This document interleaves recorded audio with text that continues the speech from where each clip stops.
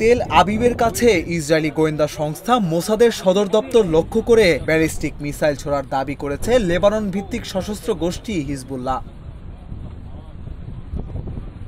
Israeli সেনাবাহিনী জানিয়েছে মিসাইলটি সীমানা অতিক্রম করার পরই ধ্বংস করে দিয়েছে দেশটির আকাশ প্রতিরক্ষা ব্যবস্থা।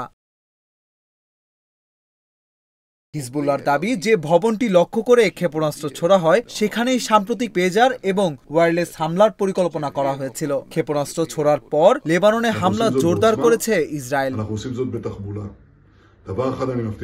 মধ্যপ্রাচ্য ভিত্তিক সংবাদ মাধ্যম আল জাজিরা বলছে, গত বছরের অক্টোবরের পর ইসরায়েলে এটি ইরান মদতপুষ্ট সশস্ত্র গোষ্ঠীটির প্রথম ব্যালিস্টিক মিসাইল হামলা।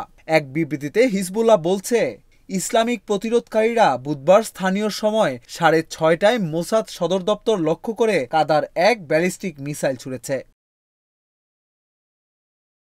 গত মাসে তেল আবিবে একটি গোয়েন্দা ঘাঁটিতে হামলা চালানোর দাবি করেছিল হিজবুল্লাহ, তবে ইসরায়েলি কর্তৃপক্ষ বিষয়টি নিশ্চিত করেনি। এ ঘটনায় কোনো হতাহত বা ক্ষয়ক্ষতির তথ্যও পাওয়া যায়নি। গাজায় প্রায় 1 বছর ধরে চলা হামাস ইসরায়েল যুদ্ধের মাঝে প্রায়ই হিজবুল্লাহ ও ইসরায়েলি বাহিনীর সংঘাতের খবর পাওয়া যায়, তবে সম্প্রতি বড় পরিসরে হামলার ঘটনা ঘটে। এর জেরে মধ্যপ্রাচ্যে অস্থিতিশীলতা সর্বাত্মক যুদ্ধের আকার ধারণ করতে পারে বলে আশঙ্কা করা হচ্ছে। লেবাননের স্বাস্থ্যমন্ত্রী ফিরাস আবিয়াদ সংবাদ মাধ্যম আল জাজিরাকে জানান, গত সোমবার থেকে শুরু হওয়া ইসরায়েলি হামলায় এখন পর্যন্ত 569 জন লেবানিজ প্রাণ হারিয়েছেন। নিহতদের মধ্যে 50 শিশু রয়েছে। এছাড়া আহত হয়েছে 1835 জন।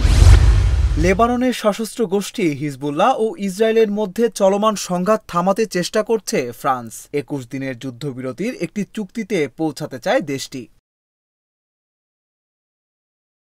স্থানীয় সময় বুধবার ফরাসি পররাষ্ট্রমন্ত্রী জিন নোয়েল ব্যারট জাতিসংঘের নিরাপত্তা পরিষদের বৈঠকের পর সাংবাদিকদের এ তথ্য জানান। তিনি বলেন, গত কয়েক ঘন্টায় আমরা গুরুত্বপূর্ণ অগ্রগতি করেছি এবং আগামী কয়েক ঘন্টায় আমরা আমাদের প্রচেষ্টা চালিয়ে যাব। একটি কূটনৈতিক সমাধান সত্যিই সম্ভব।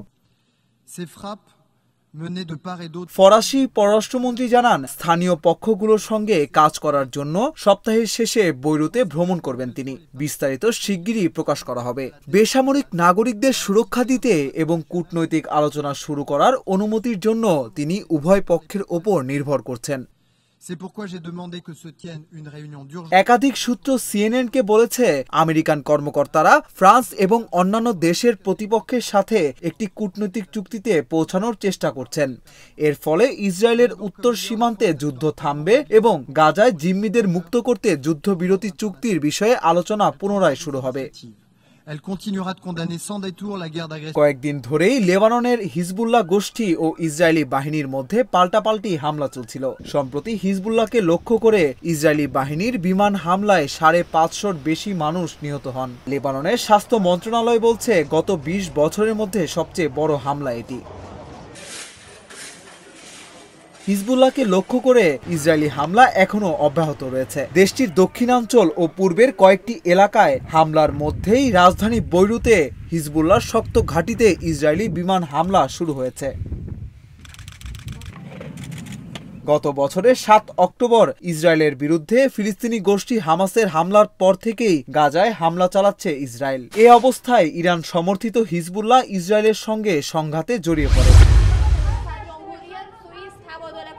পারমাণবিক অচলাবস্থার নিরসনে পশ্চিমা বিশ্বের সঙ্গে কাজ করতে প্রস্তুত তেহরান। জাতিসংঘের সাধারণ পরিষদে দেওয়া ভাষণে এমন মন্তব্য করেছেন ইরানের প্রেসিডেন্ট মাসুদ পেজেশকিয়ান। বার্তা সংস্থা রয়টার্সের এক প্রতিবেদন থেকে এই তথ্য জানা যায়। মঙ্গলবার ইরানের প্রেসিডেন্ট হিসেবে প্রথমবারের মতো জাতিসংঘে ভাষণ দেন পেজেশকিয়ান। এ সময় তিনি বলেন, 2015 সালের পারমাণবিক চুক্তিতে ফিরতে চায় ইরান। যদি চুক্তির প্রতিশ্রুতি পুরোপুরি এবং আন্তরিকভাবে পালন করা হয়, তবে অন্যান্য বিষয়ে আলোচনা শুরু হতে পারে।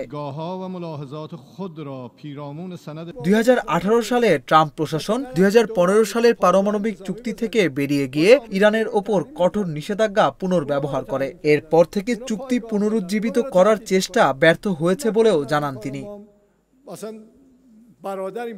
প্রেসিডেন্ট মাসুদ বলেন, তার দেশ গঠনমূলক আন্তর্জাতিক সম্পর্কের একটি নতুন অধ্যায় খুলতে চায় এবং তেহরান তার পরমাণু কর্মসূচির বিষয়ে পশ্চিমের সঙ্গে যোগাযোগের জন্য প্রস্তুত।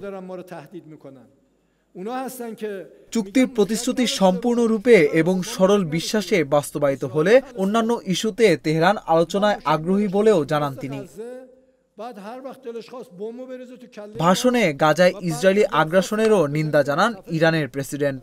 সেই সাথে লেবানন ও ইউক্রেনের সংঘাত ইস্যুতেও তেহরানের উদ্বেগ প্রকাশ করেন। তিনি বলেন, ইরান সবসময়ই শান্তির পক্ষে।